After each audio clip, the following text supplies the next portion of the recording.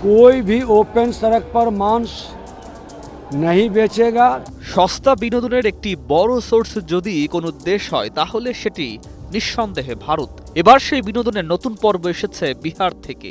নীতিশ কুমারের সরকার রাজ্য জুড়ে প্রকাশ্যে মাছ ও মাংস বিক্রির ওপর নিষেধাজ্ঞা জারি করেছে। উপমুখ্যমন্ত্রী বিজয় কুমার সিনহা ঘোষণা দিয়েছেন, রাজ্যের কোথাও প্রকাশ্যে মাছ মাংস বিক্রি করা যাবে না, শুধু লাইসেন্সপ্রাপ্ত দোকানে সীমাবদ্ধ থাকবে সব পণ্য।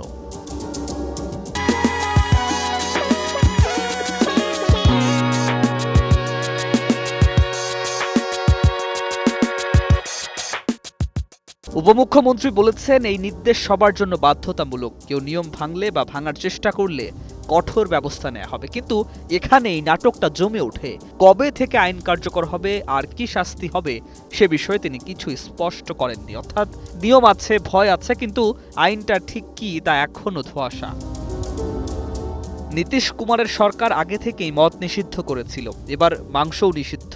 অথচ বাস্তবতা হলো প্রকাশ্যে মদ না বিক্রি হলেও বিহারের অলিগলি জানে ব্যবস্থা ঠিকই আছে।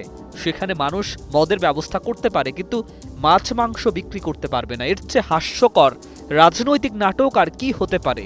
এটা আইন নয়, এটা এক ধরনের ভণ্ড নৈতিকতার প্রদর্শনী। এই সিদ্ধান্তের পেছনে রাজনৈতিক বার্তা স্পষ্ট। গত বছরের মার্চে যোগী আদিত্যনাথের উত্তরপ্রদেশ সরকার ধর্মীয় স্থানের 500 মিটারের মধ্যে মাংস বিক্রি নিষিদ্ধ করেছিল।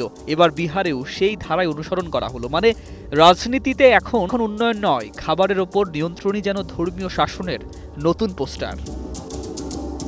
এদিকে কখনো বাংলাদেশকে হুমকি, কখনো সীমান্তে দাদাগিরি, আর অন্যদিকে নিজের রাজ্যে জনগণের খাবার নিয়েও এমন অবাস্তব হাস্যকর বিধিনিষেধ। বিহারের এই সিদ্ধান্ত দেখিয়ে দিল, ভারতের রাজনীতিতে বাস্তব সমস্যা নয়, বরং মানুষ কি খাবে, কি বিক্রি করবে সেটাই এখন ক্ষমতা প্রদর্শনের সবচেয়ে সহজ হাতিয়ার। আর এই সস্তা বিনোদন শুধু বিহারে থামবে না, এটা এখন ভারতের রাজনীতির নিয়মিত সিরিজ। News desk, 21 television.